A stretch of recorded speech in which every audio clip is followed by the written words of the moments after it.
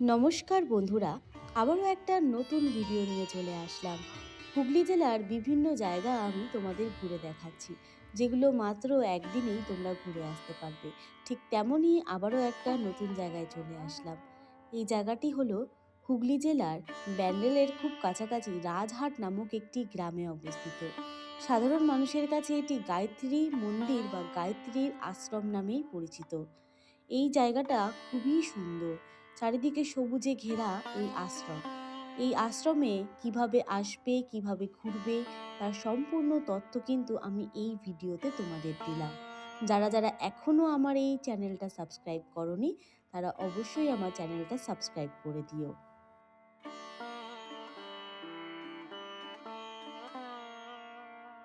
এবার আমরা আশ্রমের ভেতরে প্রবেশ করলাম।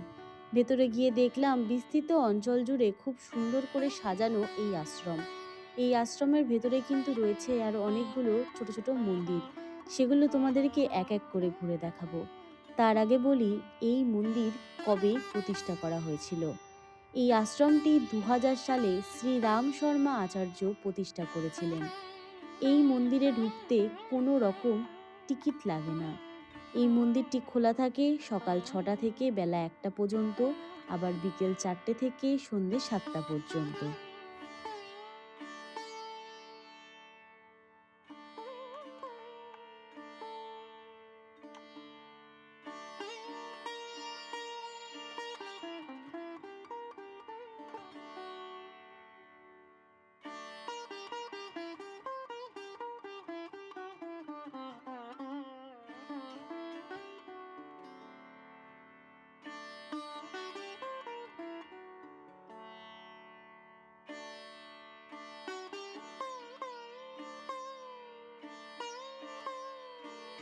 এই গায়ত্রী আশ্রমের ভেতরে কিন্তু অনেকগুলো মন্দির রয়েছে, আর এই মন্দিরের সঙ্গে রয়েছে একটা বড় যজ্ঞশালা। যে যজ্ঞশালাটা দেখে আমার সত্যি অবাক লেগেছিল।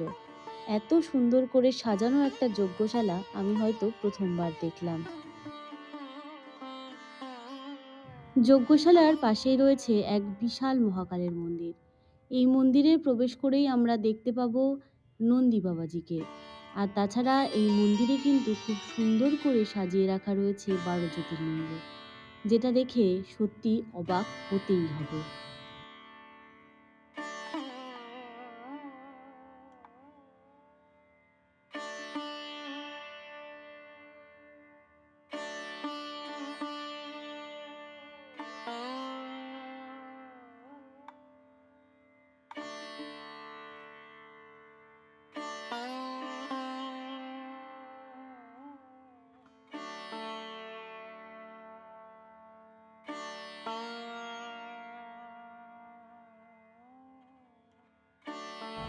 বৈদ্যনাথ, মমলেশ্বর, মহাকালেশ্বর, মহাকালেশ্বর, মল্লিকার্জুন, শ্রী মল্লিকার্জুন, শ্রী সোমনাথ। সোমনাথ।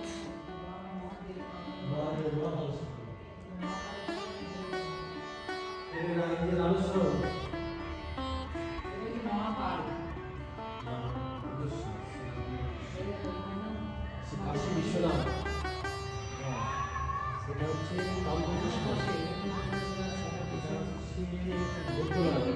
কেদারনাথ, আমার কেদারনাথ বাবা ভুবনেশ্বর।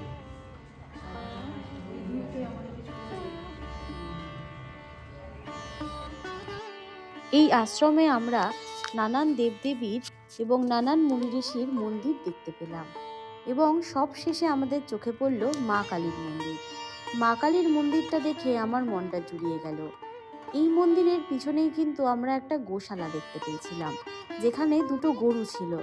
শুনলাম এখানে আরও অনেক গরু আছে, তবে আমরা তাদের দেখা পাইনি। আর এই মা কালীর মন্দিরের ঠিক পাশেই রয়েছে বাচ্চাদের একটা খেলাধুলা করার পার্ক।